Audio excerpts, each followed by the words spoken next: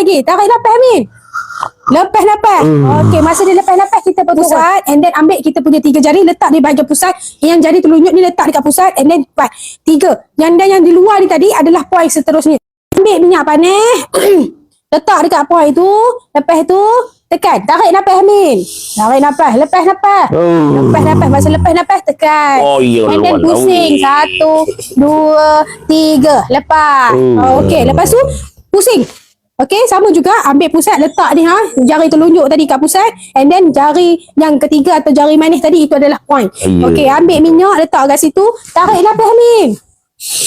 Lepas nafas. Okey, tekan lagi. Buat ulang sebanyak 8 kali. InsyaAllah rasa sakit angin dalam perut, masalah gastrik, masalah penghadaman akan lepas tu mudah urut 1, 2, urut bawah dia pula. Okey, ni ambil juga kita punya jari telunjuk letak kat pusat. Jari yang ketiga tadi adalah point. Okey, jari okey, letak macam biasa. Tarik nafas Amin.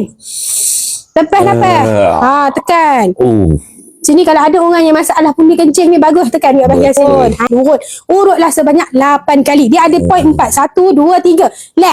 Okey, jari macam Aisyah ajarkan tadi, jari masih letak dekat situ. Jari yang ketiga itulah adalah point. Senang tak cari? Betul. Tarik nafas ni. Lepas. Okey, pusing perut tu. Ulang sebanyak 8 kali. Tengok dah sedara dia. Kita dah urut kat 4 point ni 8 kali.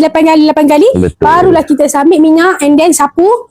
Lepas tu kulit dia ikut arah jam ataupun lawan arah jam. Tetapi mesti pusing pelan-pelan. Okey? Tapi selesa lah perut. Sangat-sangat selesa. Ini urutan yang paling mudah. Kita boleh urut dekat baby, kita boleh urut kat bini kita. Berbelah-belah perutnya.